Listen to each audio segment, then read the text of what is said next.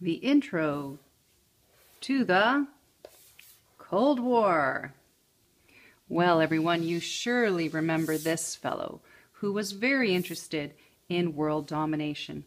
And because of his disobedience of the Treaty of Versailles dictates, he caused a world war.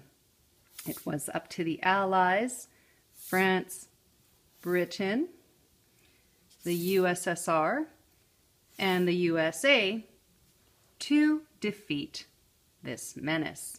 Canada along as well, by the way. And so in 1945, the USSR and the USA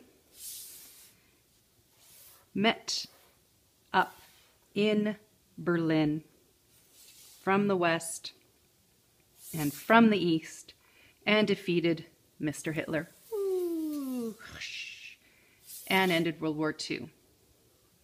Berlin became a divided city and Europe became a divided continent as the USA and USSR became the two world superpowers and began a Cold War, fought over ideology,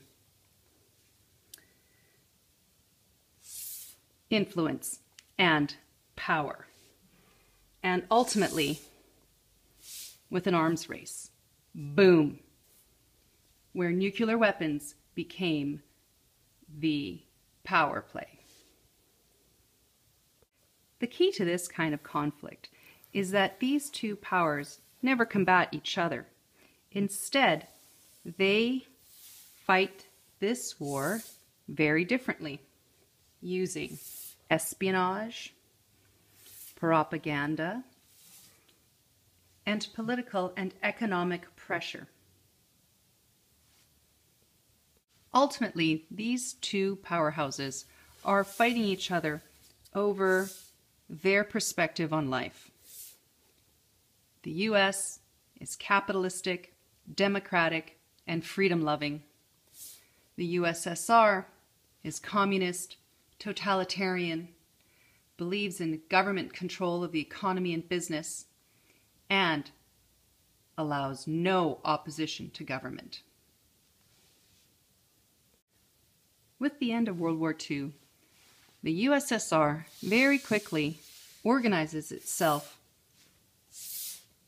and takes over a number of satellite states, states that come under absolute Soviet control, namely Poland, Czechoslovakia, Hungary, Yugoslavia, Romania, and Bulgaria.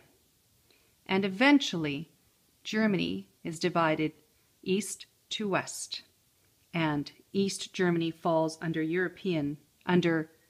Soviet control. Winston Churchill declares, "An iron curtain has fallen down over Europe." The domination of the Soviet Union was as strong as an iron.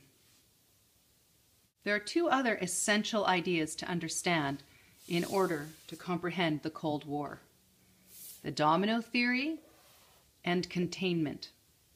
In terms of containment, the United States believed in containing the communist problem, keeping states that were communist from spreading to other countries. The domino theory was a metaphor the Americans used to explain that when one country fell to communism, so would the rest. And so it was essential to contain the problem. The Cold War then begins with the end of World War II and continues until the Iron Curtain finally falls.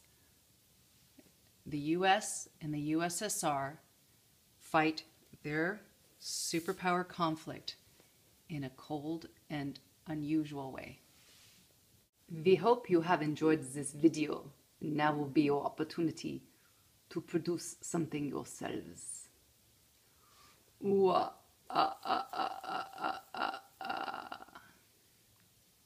Thank you very much.